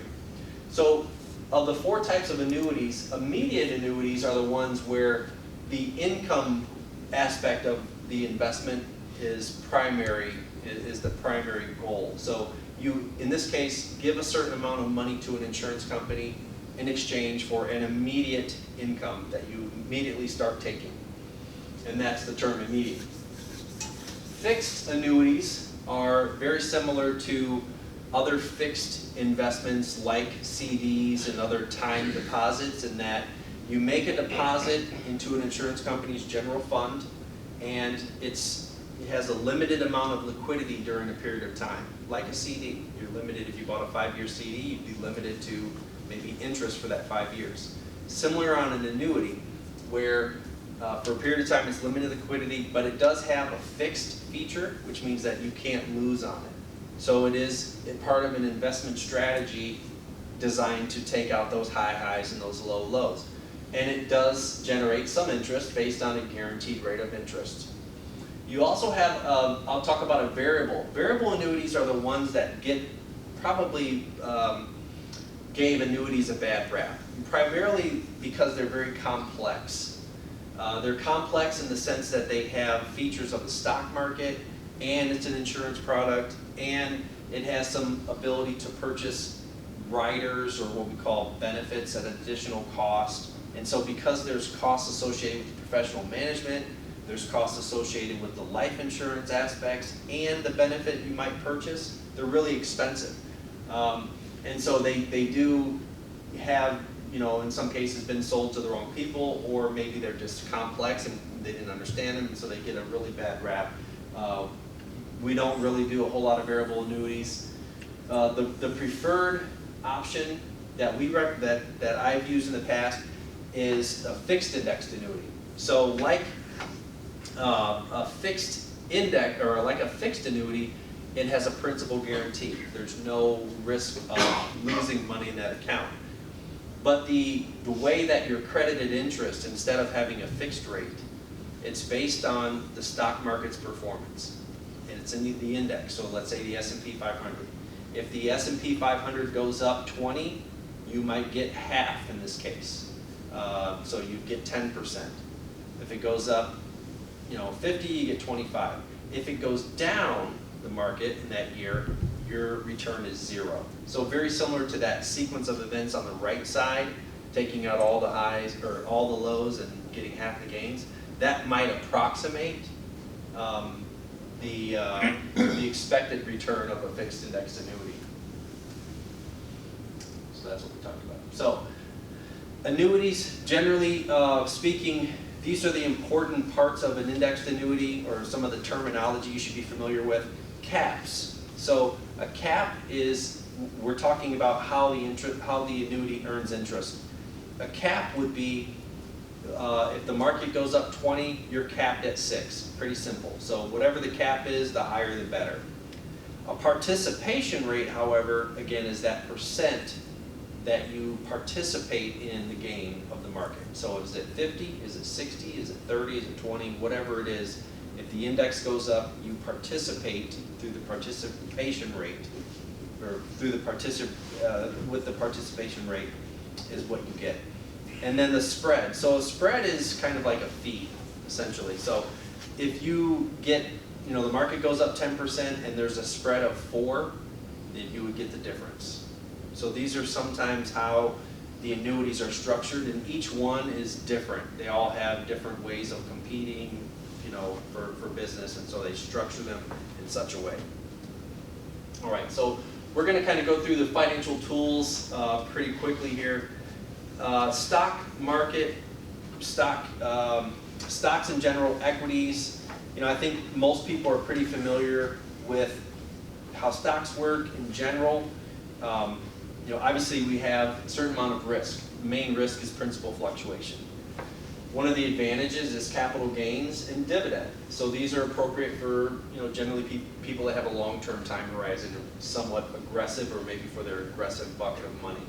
The costs, I would say, relatively low. Brokerage transactions, some of the Charles Schwabs of the world, and Fidelities, Vanguards can do stock investments that are relatively low cost. Then we have bonds. Bonds offer relative safety. We say relative because even a bond this year has lost 10% due to rising interest rates, but they are exposed to risk. They're not risk-free. They have limited liquidity in some sense, and then they also have that interest rate exposure where as the government takes interest rates up, let's say you have a 5% investment in a bond, if interest rates go over what you own, it's no longer worth as much. So it discounts, it goes down in value. So that teeter-totter effect is what we call interest rate risk, and that's the main risk with bonds. And then we have mutual funds. So mutual funds are pools of investments where we all share in the gains and the losses proportionately based on how much we have invested. So mutual funds offer a greater diversification, so that you're not just investing in a couple of stocks. You are technically invested in thousands, and maybe even not just only in stocks and in bonds as well. So they have some advantages. One of the disadvantages, again, they are somewhat affordable in the sense that it doesn't take a whole lot of money to invest into a mutual fund, but they are, very costly in the sense that they have professional management costs where there's a fee associated with buying and selling the stocks in the pool, but then also there's a load or a fee that's paid to the advisor in some cases that recommends it to you or helps you buy it. And then CDs, I think everybody's pretty familiar with CDs. Safe, FDIC insurance, fixed rates, simple, again, another tool to use to take out the high highs and the low lows in your investments. By the way, CDs are kind of coming back in vogue now. I mean, yeah, they're getting there. I remember when I was at the bank, we could buy CDs, 5%, something like that. I don't think they're there yet, but bonds and fixed interest rates are becoming a little bit more attractive now that these interest rates have come up. So that's a good sign. Maybe take a second look at CDs again. Penalties for taking money out, usually relatively small cost. And then real estate. Obviously, deductions, depreciation, regular income, some tax benefits. The downside is the maintenance and the costs. You guys are familiar with maintaining a home and what all goes into that. Mortgage interest, homeowners insurance, property tax, costs very high to own property. Okay. And annuities, we talked about the advantages. So, and disadvantages. So illiquid investments for the most part, they have some growth potential. In many cases, it is tax deferred though. So you don't pay any income tax on annuities until you actually take out the money. And there are some costs associated with it. Particularly the main cost is the surrender charge. This is the one that gets people, if you take more than the amount of liquidity that you're allowed for the year, there's a penalty associated with that. And so that's your surrender charge there. All right, so we kind of talked about the average rates of return versus real rates of return. So would you rather have a 5.8% average return or a 5.17% average real rate of return? So I think we talked about which ones do we want. We want the real rates of return, right? We want to know actually how's our money is going to perform. So again, they don't sum it here for you, but again, the average rate of return here is 5.58. You can go home and do the math and add it up. But the average rate of return over here, by taking out all the losses and only taking half the gains, is 5.17. And look at the difference in your account value at the end of the day. So to suffice it to say, it's kind of like the tortoise and the hare. Slow and steady sometimes does really win the race. And that's graphically what you'll see there. This is the actual real rate of return, and then this is the average. So you've got the downs. We kind of end up at the same spot, but just through not losing as much sometimes in down times like this is just as important as making the maximum amount of return that we can. Okay, fees. This is one of the main sections here. Why fees matter is, I use the analogy of a grocery store. So imagine going to a grocery store and you're going through the aisles and you're assembling things and you got your cart, you get to the checkout line and there's no screen. And the cashier starts checking you out and she doesn't give you any receipt. But she says, it's about $340. You're like, wait a minute. I know what 340 bucks looks, by the way. You got 2 carts, one in one hand and one in, you're pushing one. That's a lot. And you say, well, you're not going to give me any receipt? And she says, no, but I'll tell you what. If you go on our website, there's a 500-page document. It spells out all of the costs, all of the expenses associated with getting these groceries to the store here, all the diesel, all the manual labor and all that. Trust me, it's all there. Well, that's really the industry for investments these days. Very few people know how your fees are calculated or where to even look to find out how much it's costing your investments. So why fees matter? Well, a 1% average fee. So most people say, when I ask, what is your fee? They'll say, oh, we pay 1%. Well, that's just the cost of having a professional shopper. That's what it costs us to have somebody assemble your cart. It's not actually what the expense is associated with the investments.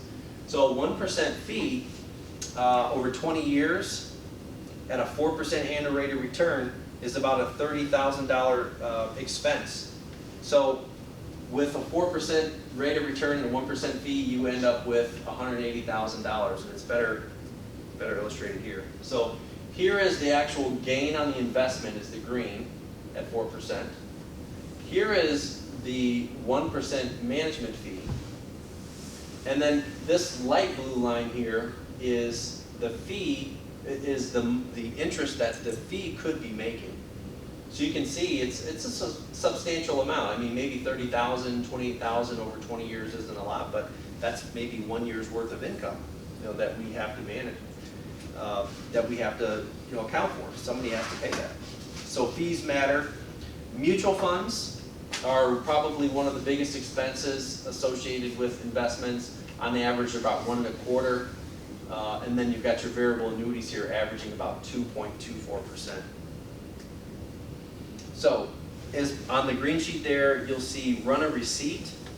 That's what we do. We can run a receipt. We know where to look in the statements, on the online resources, and in your prospectuses to be able to give you an idea of what you're actually being charged for the investments, not necessarily just the cost of your funds or of the professional management.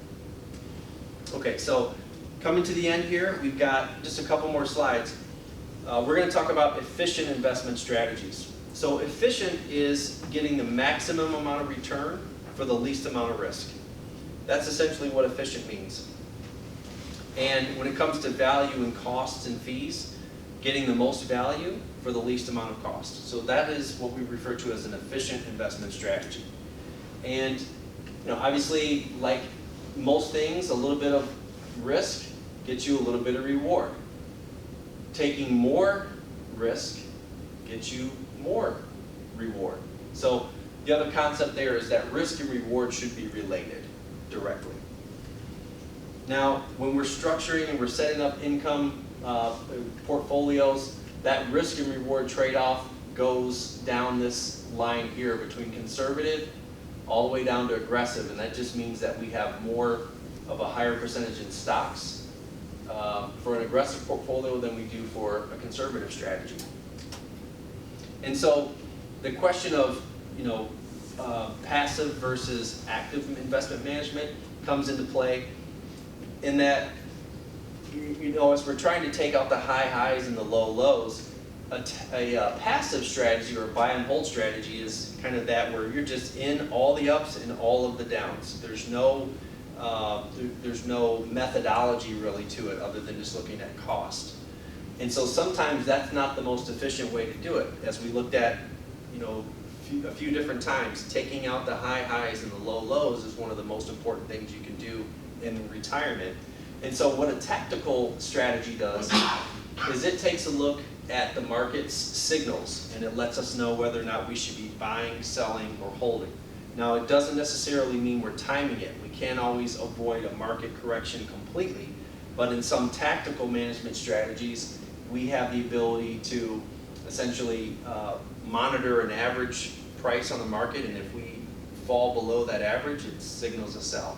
And whether or not we honor that sell kind of depends on a couple other things, but that's one of the advantages of a tactical asset management strategy is that it will monitor those moving averages and give us a sell signal, whereas a passive strategy, you're just in all the ups and downs. So, which strategy should you be in? Well, when we talk with clients that are climbing that mountain and we say, how are you invested? A lot of them are still invested like this. They're climbing that mountain, and I don't know if you can tell or not, but there's nothing holding them to that mountain. Does that look very fun to anybody? Not at all.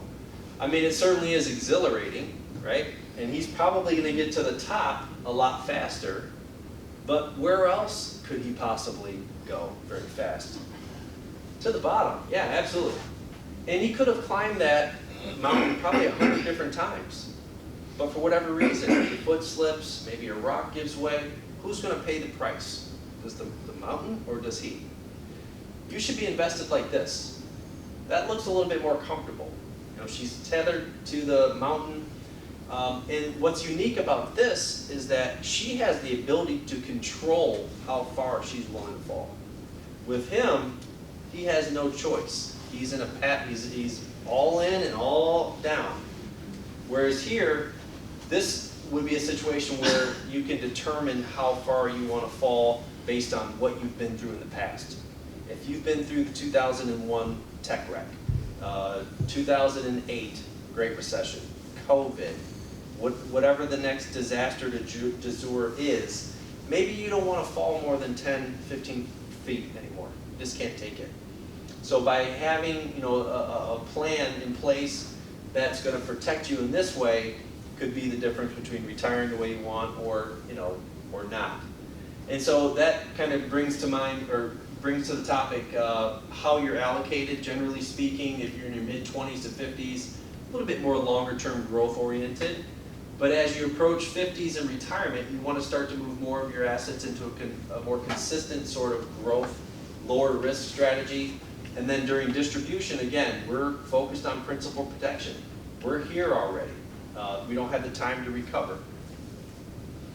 And so oftentimes, we meet with clients that are, have been in the markets and people have told them that they're conservative or they're moderate, and so they just go with it. Use an example of a client that we have, call him Bob. So Bob came to a seminar in 2018, and he had retired from GM back in 1997. So around here we know that, the GM, well, 2008 was a bad time, but 1997, he retires. 2001 comes around, we have the tech wreck. Remember the Y2K phenomenon? The market's down about 9%. 2000 sorry, 2000 was down 9%, 2001 is down about 11, 2002 he's down 22%. So the first 5 years of Bob's retirement, his portfolio, he's down about 43%. He's taking 4% out as well per year. So when the market's down 43, Bob's down about 54%. So immediately his portfolio is cut in half. Goes to the advisor and says, what do we do? Advisor says, hey, we got options. We can stay where we're at. I think it's a correction. I think you'll be all right. We can sell, get out now, but if you get out, you're going to lose that money. We may not ever recover. Or 3, we can double down and get extra, aggressive, and we can try to make this money back. Bob says, no, we're fine. Let's just let it ride. So he, the market from 2003 to 2007 is pretty good. He rallies back up. So he's about at $1.2 million at that time. And then October 2007 hits, 2008. The market starts going down. In 2007, from October 2007 to March of 2009, the market's down 18 straight months in a row. Now, Bob's, each quarter he's seen a statement, he's going to ask his advisor, what do we do? Same set of 3 questions every time. We can sell, we can keep it, or we can double down. After a certain amount of time, Bob's like, what am I paying you for? Why would I have a trail guide if I'm the one telling him where to go? So by the time he fires that advisor, his account value at the end of 2008 is around $650,000. So he fires that advisor, and like, wow, Bob, what did you do? I mean, you're loyal to a fault, if anything. He's like, I went out, I bought 2 TVs, I put them up in my den, and I started studying, started recovering, learning the market. He even remembers 1 can of Progresso soup cost him $3,000 one day when he left the office, when he left his den to go and make a lunch, a cup of soup, and came back, the market was moved, he's down $3,000.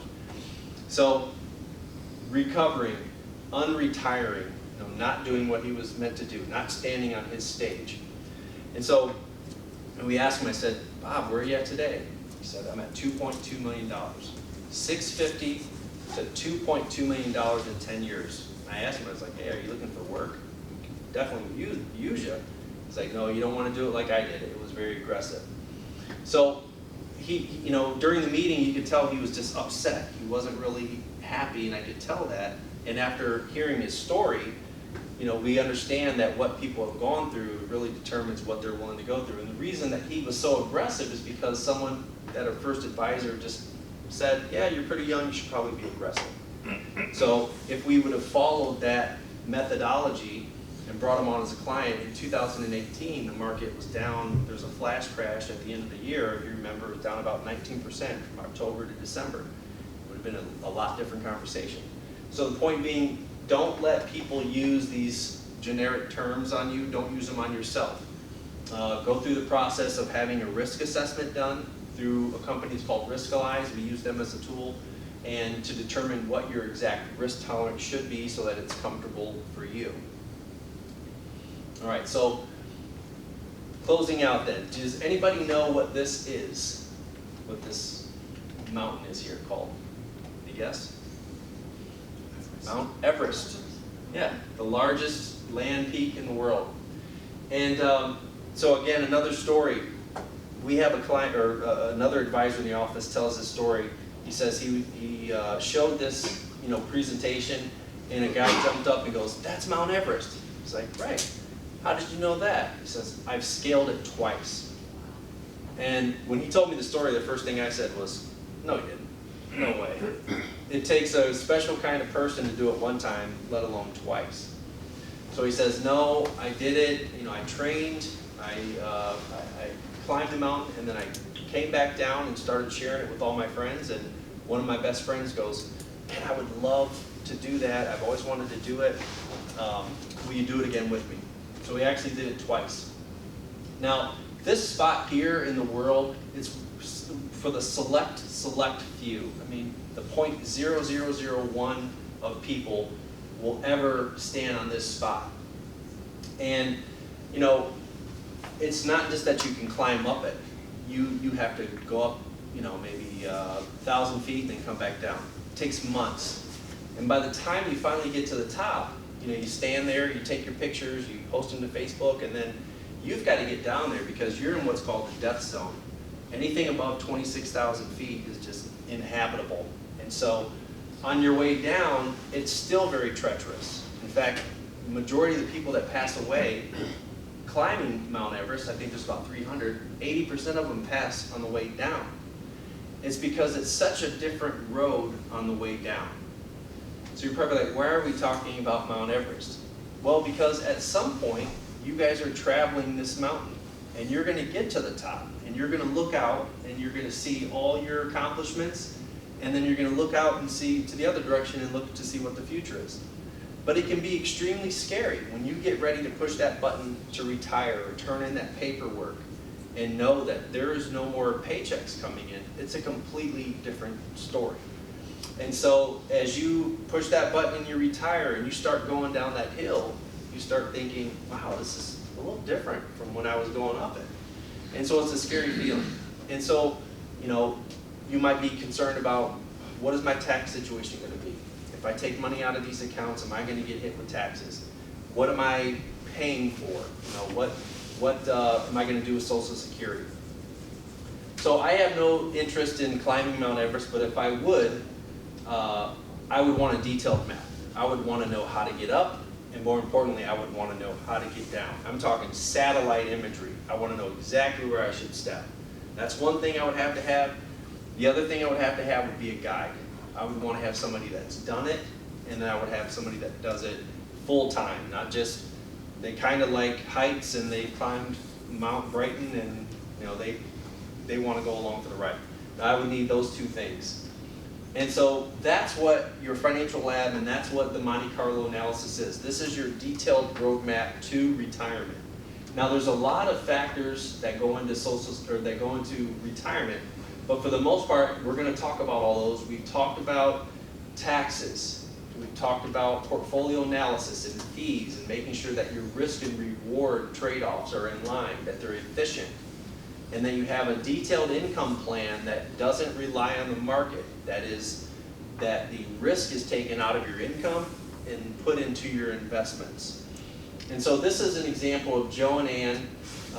When they came to us, they had same questions about some of these things that we've talked about today. And through running the Monte Carlo analysis, it's a tool that we use to kind of simulate the randomness of what can happen in retirement. Simulate a lot of variables at once. We run 1,000 different trials. And we noticed after running that simulation that Joe and Ann's probability of success, their roadmap was about 51%. However, after looking at, after doing some of the things that we can do, like, again, taking risk out of your portfolio, risk out of your income, and putting in your portfolio, Social Security, deciding whether or not it was better to claim at age 70 in this case, we took them up to an 89% probability of success, meaning there was an 89% chance that they won't run out of money. Conversely there, we added, same situation for Joe and Ann, but we added a tactical strategy. So again, taking out the high highs, low lows, instead of just being passive in all the ups and all the downs, we used a mathematical approach, non-emotional sort of investment strategy to make the portfolio more efficient, and we got them to 100%.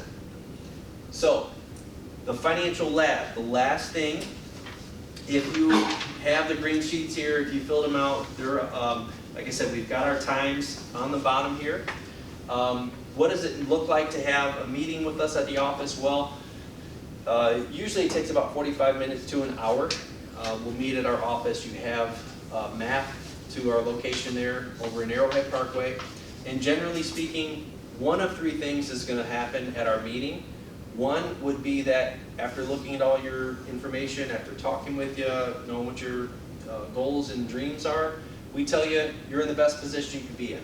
There's nothing we can help you with, and we shake hands and part ways. Second would be that we say, okay, there are some things that we can help you with. You're almost there. You're pretty close. We just need to button up a few things. And then in the second meeting, we call that our observations meeting. We'll have a little bit more detailed analysis, account types, different types of investment strategies that we're going to be able to implement for you. The third scenario is that you say, my financial advisor is not talking to me about taxes. We haven't talked about an income plan. I don't know what a Monte Carlo analysis is, or Social Security optimization. These are things that I would like to talk about. If they're only talking about investments, they're probably missing the boat, because retirement is so much more. So if that's the case, we'll definitely talk to you about all the different options that we have available in that second meeting. And then in that second meeting is when we'll talk to you about when the meter starts running and how we're compensated. It'll all be detailed in our plan. But the main goal is at least getting something on the calendar next week or so to make sure that it's all fresh and that you get the time slot that you're looking for. So with that is the end of the presentation. I just ran a little bit over. If anybody has any questions, I'll be here for a couple more minutes. But thank you so much for your time. And just wanted to let you guys know we did tape the presentation today. There are a couple of individuals that didn't make it on Monday, so we just wanted to make sure we could get that out to them as well. So if you have any questions, don't want to have them on the video, let me know. Otherwise, you guys have a good night and enjoy. Thank you. All right.